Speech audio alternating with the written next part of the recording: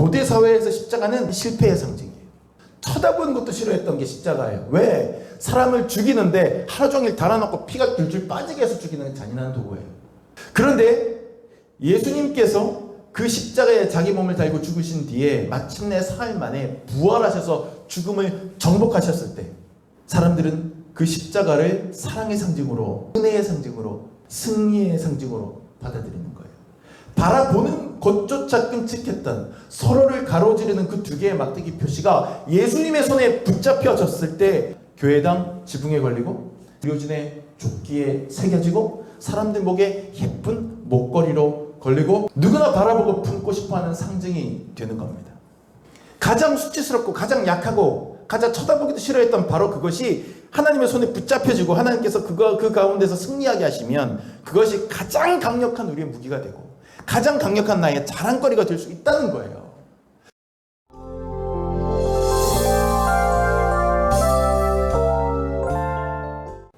오늘 본문에 보니까 다윗이 왕이 되고 나서 제일 먼저 추진한 사업이 딱 나옵니다.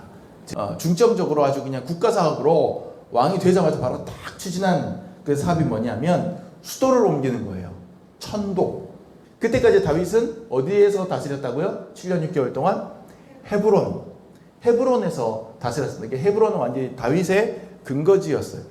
근데 이 헤브론은 이스라엘 전체 지도에서 볼 때 너무 남쪽으로 치우쳐 있었던 거죠. 그러니까 유다 지파의 도읍으로서 유다 지파만 다스릴 때는 헤브론에서 다스리는 걸로 충분했는데 이스라엘 전체를 다스리기에는 헤브론은 좀 너무 한쪽으로 치우쳐 있었습니다.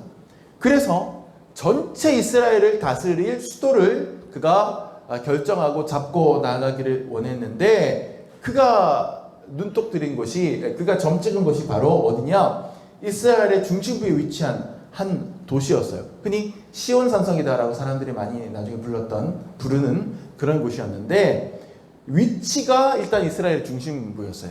위치가 이스라엘의 중심지였고 이 도시 자체가 고지대에 위치해 있는 반면에 주변에는 골짜기가 많이 두르고 있어서 외부 척의 침입을 방어하는 데는 그렇게 좋은 천혜의 요새가 없는 거예요.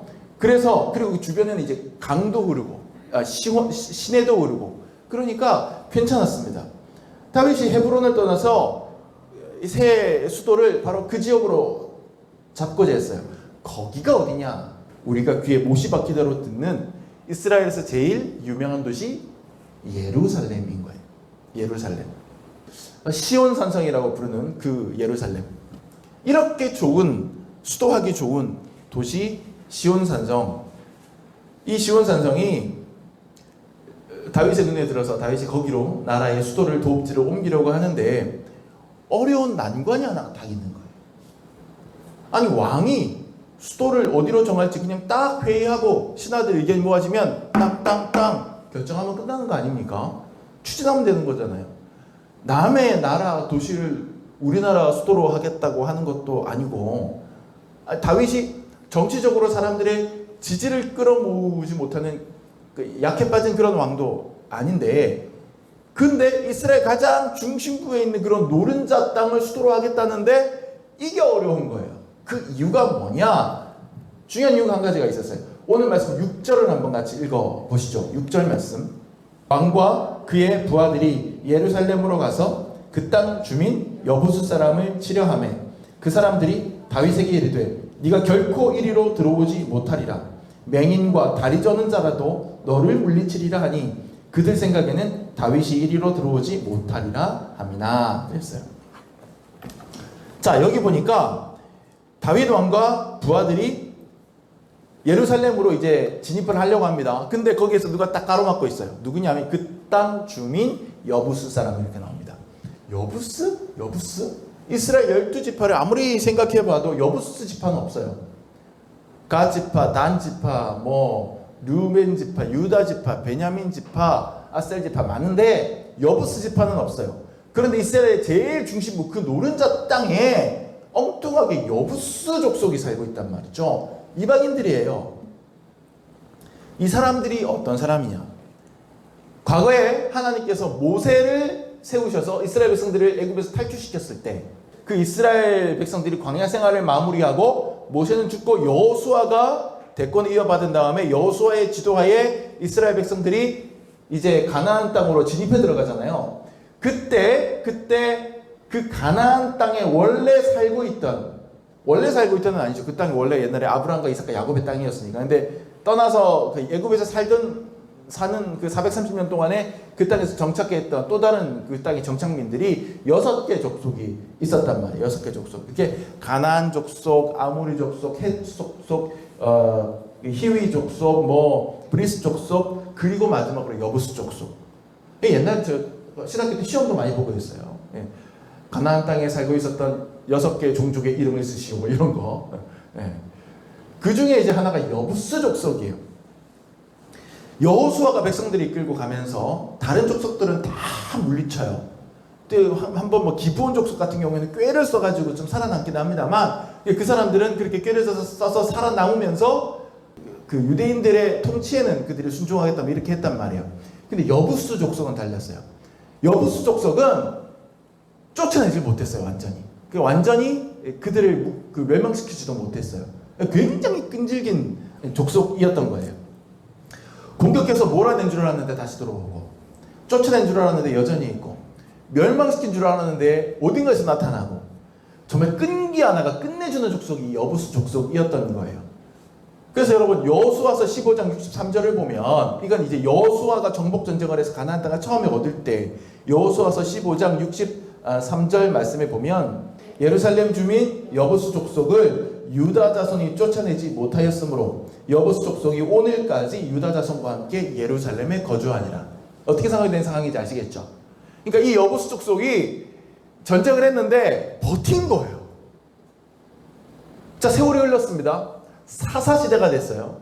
이제 여호수아 정복 전쟁 끝나고 이제 그 땅에 사사들이 들어서서 막 됐습니다. 그때 사사시대에도 마찬가지예요. 사사시대가 시작될 때 그때도 이런 얘기가 나옵니다. 사사기 1장 21절 같이 읽을게요. 시작. 베냐민 자손은 예루살렘에 거주하는 여부스 족속을 쫓아내지 못하였으므로 여부스 족속이 베냐민 자손과 함께 오늘까지 예루살렘에 거주하니라. 그러니까 여호수아 시대에 유다 족속이 쫓아내지 못했어요. 사사 시대로 넘어왔어요. 사사 시대에도 베냐민 족속이 그들을 쫓아내지 못했어요.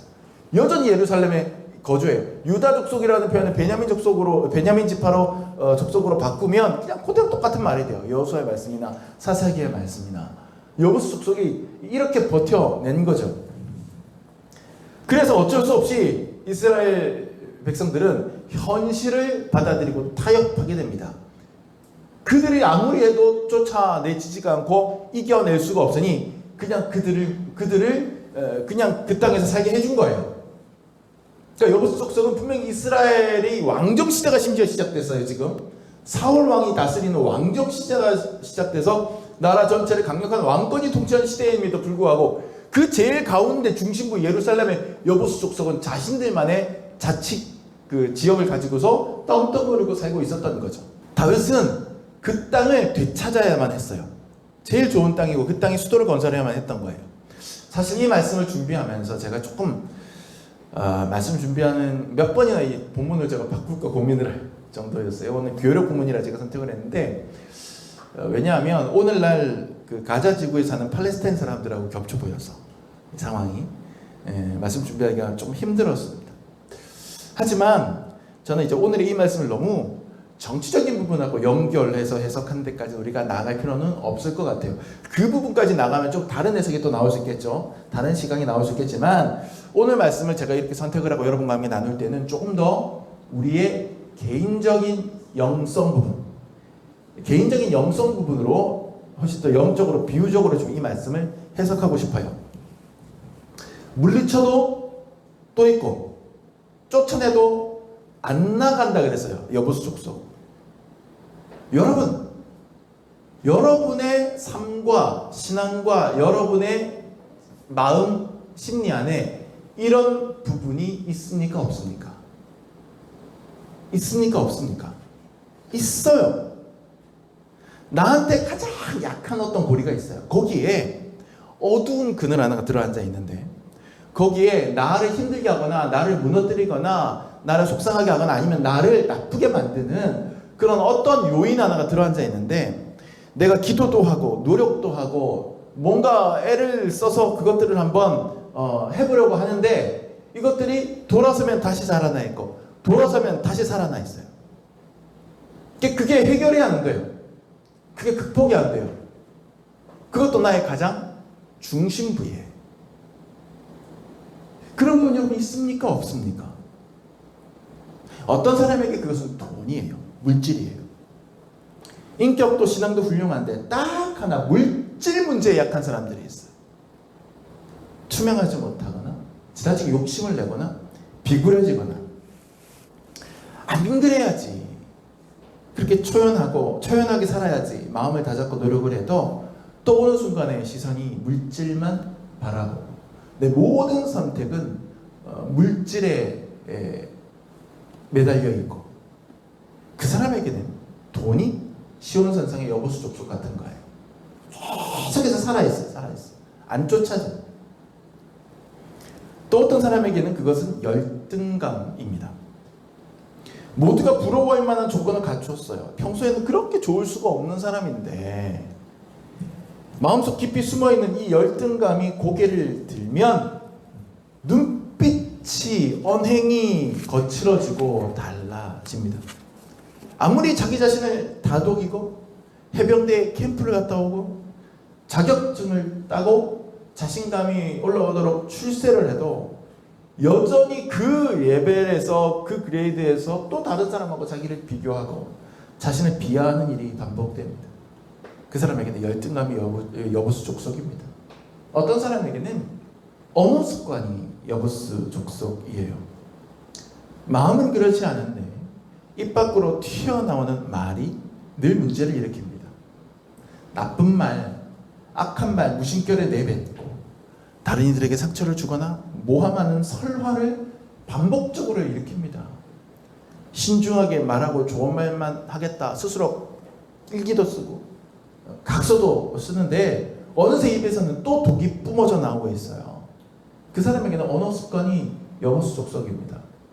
어떤 사람에게는 누군가를 미워하는 마음, 어떤 사람에게는 중심이 없이 그냥 이리저리 휩쓸리는 그런 갈대 같은 마음, 어떤 사람에게는 자신만의 숨겨놓은 어떤 우상, 어떤 사람에게는 내면에 숨겨놓은 깊은 어떤 상처, 사람마다 다 하나씩 있습니다.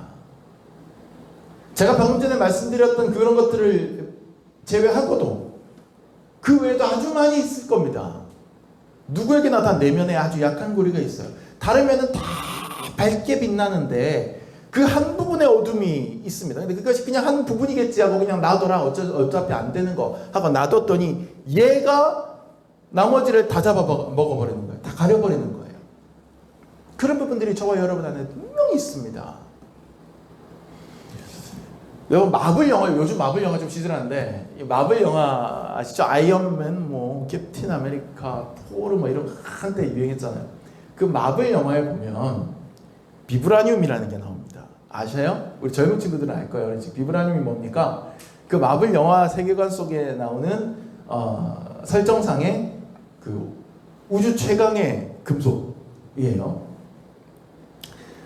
이 지구상의 어떤 금속보다 강하고 특별한 금속, 충격을 흡수하기도 하고 내뱉기도 하고 아주 강도가 세고 그런 특별한 금속이라는 게 영화상의 설정이에요. 그래서 이 마블 영화에 나오는 히어로들은 이 비브라늄 금속으로 방패도 만들고 자기 수트 갑옷도 만들고 그러고 싸우는 거죠.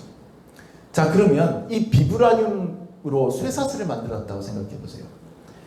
근데 이 쇠사슬의 고리가 20개쯤 이렇게 연결되어 있는데 사슬이 이 20개의 고리 중에 19개는 비브라늄 금속으로 만들었고 그 중에 한 고리는 약한 종이로 만들었다고 생각해 보십시오. 종이나 실로.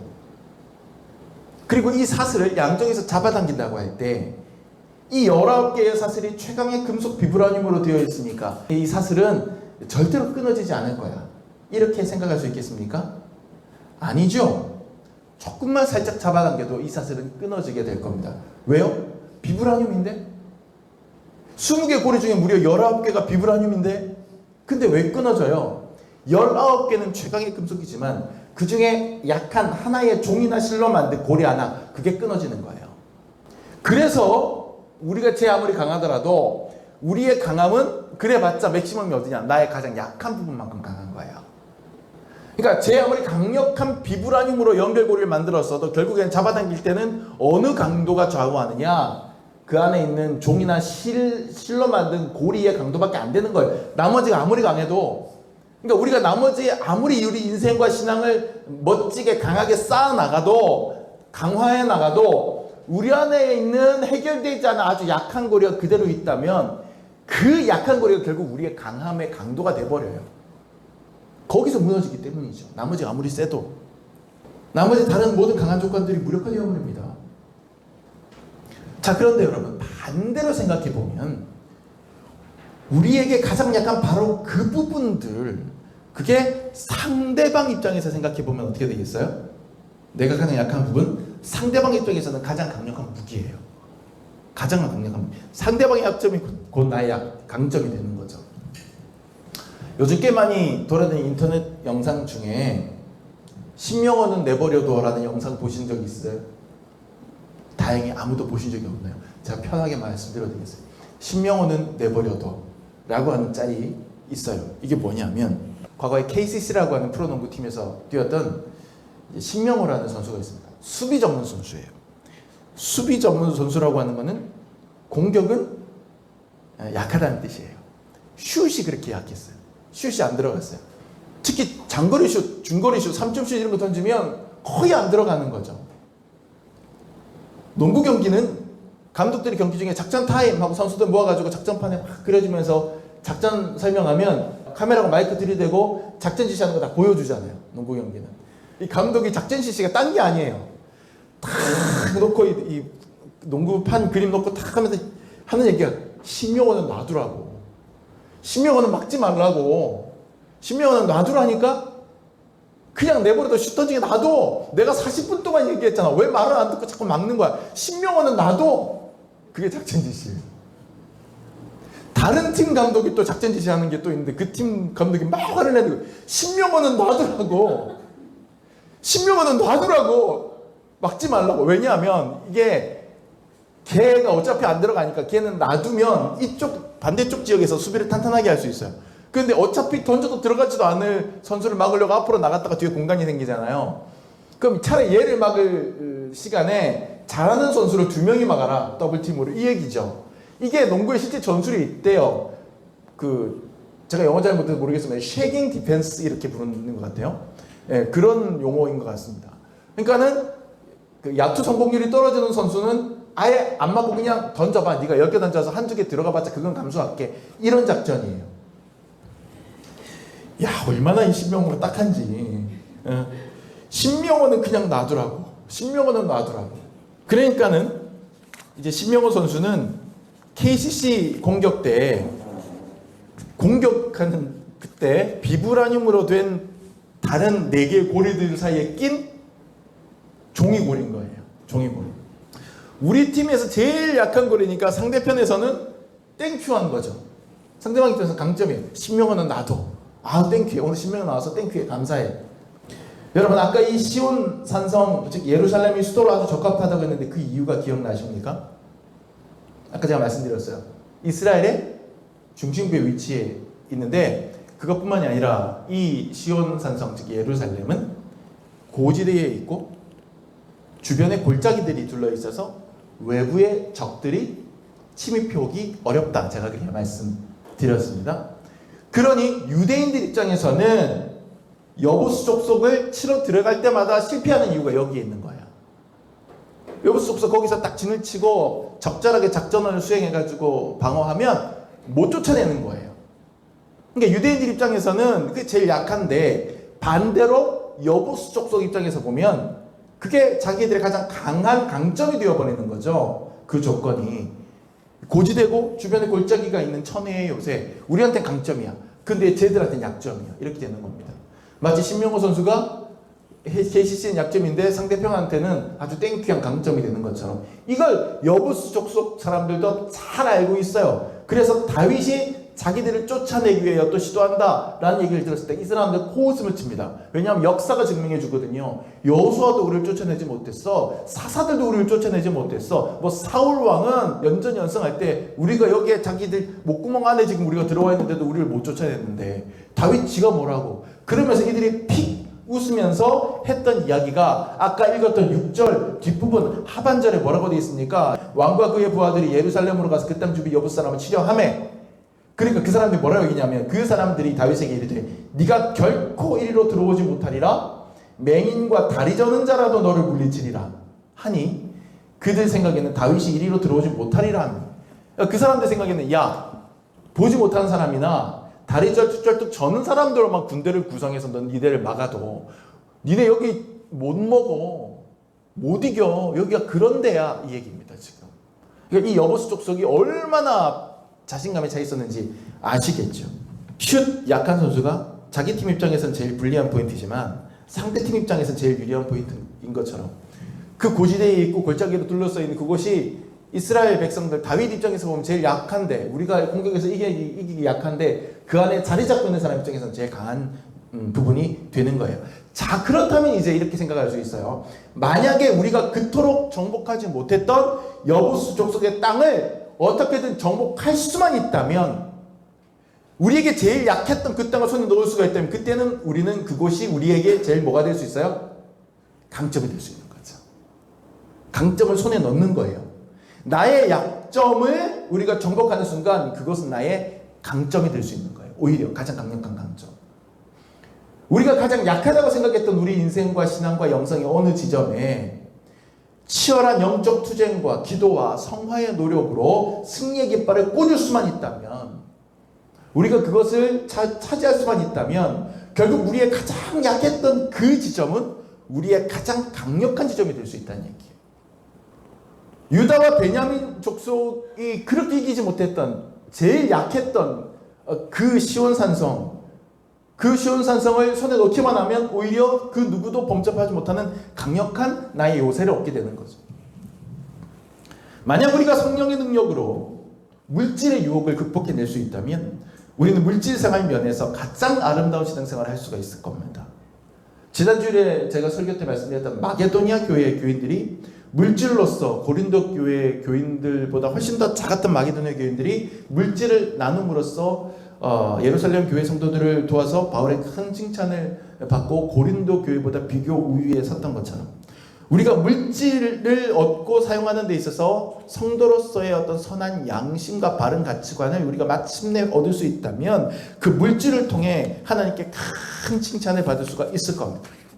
만일에 우리가 우리의 열등감을 마침내 딛고 일어설 수만 있다면, 우물처럼 그렇게 깊고 깊었던 자기 비하를 극복하고 빛이 환하게 비치는 지상으로 우리의 영혼을 밀어 올릴 수만 있다면 우리는 바로 그 체험으로 인해서 다른 사람보다 훨씬 더 심오한, 다른 사람들이 경험해보지 못했던 그런 깊이의 신앙 소유할 수 있을 겁니다. 발휘할 수 있을 겁니다. 그리고 그 열등감과 자기 비하의 문제 때문에 고민하는 다른 이들 앞에 가장 효과적이고 확실한 상담자와 극복의 모델이 되어줄 수 있을 겁니다. 만일에 우리가 우리의 언어 습관을 고칠 수만 있다면, 그래서 정반대의 사람이 될 수만 있다면, 그래서 하나님 앞에서 합당한 언어를 사용하는 사람이 될 수 있다면 하나님께서는 우리의 입으로 말미암아 큰 영광을 받을 겁니다. 나를 무너뜨리고 다른 이들을 공격하는 데 사용했던 내 입술이 그때부터는 오히려 나의 가치를 존귀하게 만들고 다른 이들을 세워가는 훌륭한 도구로 쓰임받을 겁니다. 누군가를 미워했던 나의 마음이, 흔들렸던 나의 중심이, 그리고 내 안에 은밀하게 감춰졌던 깊은 상처가 성령으로 인침받고 세례받고 기름 부음 받아서 우리의 오히려 가장 강력한 무기로 변화될 수 있다는 거예요. 바로 그 지점이, 가장 약했던 그 지점이 우리가 해낼 수만 있다면, 주님 손 붙잡고 해낼 수만 있다면 오히려 우리의 가장 강한 무기인 거예요. 우리에게 가장 약한 그 고리를 주신 것은, 역설적으로 하나님 우리 그 고리를 주신 것은 그 부분이 우리가 손에 줄 수 있는 가장 강력한 무기가 될 수 있기 때문이에요. 어떤 사람은 그것을 무기로 만들어서 내 인생에서 승리하고 내 신앙에 승리하고, 어떤 사람은 그 부분이 나의 가장 약한 부분이라고 그냥 내버려 둬버립니다. 예루살렘의 여보수 족속을 그냥 내버려 두는 거예요. 십자가를 생각해 보십시오. 십자가가 뭡니까? 고대 사회에서 십자가는 가장 강력한 실패의 상징이에요. 가장 음울하고 수치스러운 조형물이에요. 쳐다보는 것도 싫어했던 게 십자가예요. 왜? 사람을 죽이는데 하루 종일 달아놓고 피가 줄줄 빠지게 해서 죽이는 잔인한 도구예요. 일반적인 사람 십자가에 달아 죽이지 않습니다.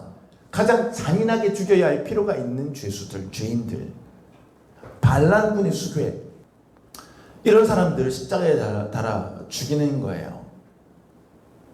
그렇게 흉측했던 도구가 십자가입니다. 그런데 예수님께서 그 십자가에 자기 몸을 달고 죽으신 뒤에 마침내 사흘 만에 부활하셔서 죽음을 정복하셨을 때 사람들은 그 십자가를 사랑의 상징으로 받아들이는 거예요. 은혜의 상징으로 받아들이는 거예요. 승리의 상징으로 받아들이는 거예요. 바라보는 것조차 끔찍했던 서로를 가로지르는 그 두 개의 막대기 표시가 예수님의 손에 붙잡혀졌을 때 그 십자가는 교회당 지붕에 걸리고 생명을 살리는 의료진의 조끼에 새겨지고 사람들 목에 예쁜 목걸이로 걸리고 심지어 드라큘라도 쫓아내고, 누구나 바라보고 품고 싶어하는 상징이 되는 겁니다.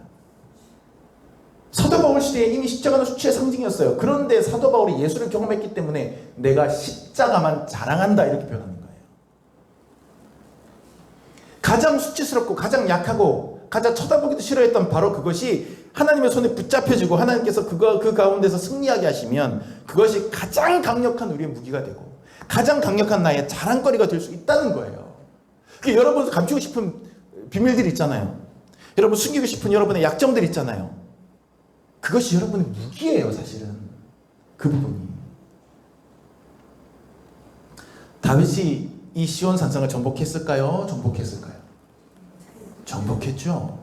자세한 과정은 성경에 나와 있지 않습니다만은 오늘 말씀해 보니까 다윗은 이전에 그 누구도 해내지 못한 일을 해냅니다. 7절 시작. 다윗이 시온 산성을 빼앗았으니 이는 다윗 성이더라. 아멘. 다윗이 시온 산성을 빼앗습니다. 수중에 넣습니다. 승리합니다. 그리고 사람들이 그때부터 이 성의 이름을 다윗성이라고 부릅니다. 다윗성. 성경에 다윗성은 두 군데가 나옵니다. 다윗성 혹은 다윗의 동네. 하나는 다윗이 태어난 곳, 베들레헴. 이새의 집이 있던, 다윗의 아비 이새의 집이 있던 베들레헴, 그것을 다윗의 성, 다윗의 동네 이렇게 불러요. 그리고 다른 한 군데가 바로 오늘 우리가 읽은 본문에서 나온 대로 다윗이 마침내 정복해서 자기 왕국의 수도로 삼은 곳, 그것을 다윗성이라고 불러요. 예루살렘. 그러니까 베들레헴과 예루살렘 이 두 군데가 다윗성으로 불리는 곳입니다. 훗날에 예수님께서 어디서 태어나셨습니까?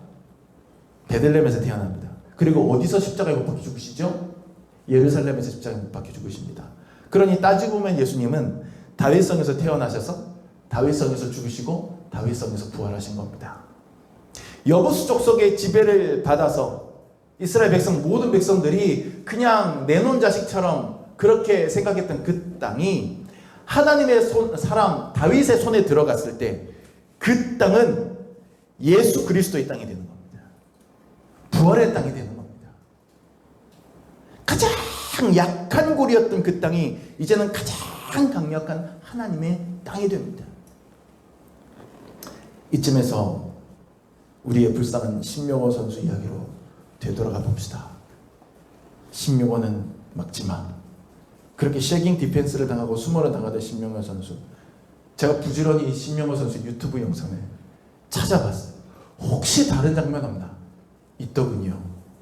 신명호는 막지마 해서 진짜 안 막아요. 신명호가 30 라인 바깥에 이렇게 있는데 진짜 한 3, 4m까지도 아무 수비수가 접근 안 했는데 혼자 있어요. 열을 받은 신명호 선수가 에이 하고 던져요. 쏙 들어가는 거예요. 다음에 공격합니다. 또 신명호 선수한테 왔어요. 신명호는 막지마. 안 막아요. 아무도 없어요. 툭툭 치더니 에이 하고 또 던집니다. 또 쏙 들어가요. 가끔 그렇게 밑이 나와요. 신명호 선수가. 근데 생각을 해봅니다. 신명호는 막지마. 신명호가 우리 팀이 제일 약한 골이야. 근데 신명호를 막지 않았기 때문에 신명호가 슛이 잘 들어가기만 하면 얘는 아무도 막지 않는데 노마크에서 편하게 슛을 던지는 가장 강력한 슈터가 되는 거예요. 그렇잖아요? 나의 가장 약한 고리가 내가 내세울 수 있는 가장 강력한 무기가 되는 거죠. 여러분, 오늘 본문에서도 그런 사실이 잘 나타납니다. 9절, 10절 말씀, 이제 오늘 말씀 마무리하면서 한번 읽어봅시다. 다윗이 그 산성에 살면서 다윗성이라 이름하고 다윗이 밀로에서부터 안으로 성을 둘러싸으니라. 만군의 하나님 여호와께서 함께 계시니 다윗이 점점 강성하여 가니라. 자, 다윗이 그 땅을 얻은 다음에, 그 성을 얻은 다음에 이 밀로라고 하는 게 정확하게 뭔지는 알 수 없습니다만, 이 밀로라고 하는 게 지역 이름인지 아니면 여부수 족속이 만들어 놓은 어떤 요새 이름인지 모르겠지만, 그 안에서부터 다윗이 차분차분하게 차근차근히 견고하게 성벽을 쌓아나가는 거예요. 견고하게. 내가 얻은 가장 약했지만 결국엔 얻었던 그 땅을 그때부터 나의 강점으로 만들어가는 거예요. 성을 안에서 쫙 쌓아나가니까 그때부터 어떻게 됐다? 다윗이 강성해졌다. 소위 말하는 골든 에이지, 실버 에이지, 다윗 솔로몬의 시대. 이스라엘 역사상 가장 왕성하고 융성했던 시기가 바로 이 여부스 족속의 땅을 취하는 그 순간부터 이제 시작이 되는 거예요. 이스라엘 최전성기가. 우리 안에 있는 가장 약한 부분을 우리가 하나님께 맡기고 포기하지 않고 노력하고 또 노력해서 극복해낼 때, 우리 안에 독보사처럼 퍼져 있는 여보수 족속과 같은 그런 연약함들을 어쩔 수 없는 것, 당연한 것으로 여기고 그냥 놔둬버리는 게 아니라 실패하고 깨지고 코피가 떠져도 또 부딪히고 또 부딪히고 또 도전해서 결국에는 이겨내고 극복해낼 때, 우리는 바로 그 지점에서부터 하나님의 강력한 성벽을 쌓아나갈 수가 있고, 거기서부터 시작해서 우리의 최전성기를 구가할 수 있습니다.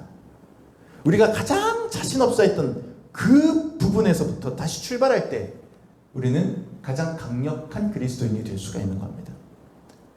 여러분, 스스로 어떤 부분에 약점이 있다고 생각하십니까? 그게 무엇이든 포기하지 마시기 바랍니다. 신명호 선수는 내버려둬도 여러분은 내버려두지 마시기 바랍니다. 무력하게 여보수 족속에게 자리를 다 내주고 어쩔 수 없는 거예요 라고 자포자기하듯 말씀하지 마시기 바랍니다. 우리가 가장 힘들어하고 가장 어려워하고 가장 수치스러워하는 바로 그것이 하나님이 우리에게 주신 파워의 중심점입니다. 그래서 그 부분이 약한 거예요. 비어 있어야 거기에 성벽을 쌓을 공간이 있는 거 아니겠어요? 태풍의 눈의 한가운데는 원래 바람 한 점이 없습니다. 가장 약한 여러분의 바로 그곳, 여러분 포기하지 마시고 그 안으로 정면으로 치고 들어가 그곳에 하나님의 성을 쌓으려고 노력하시기 바랍니다.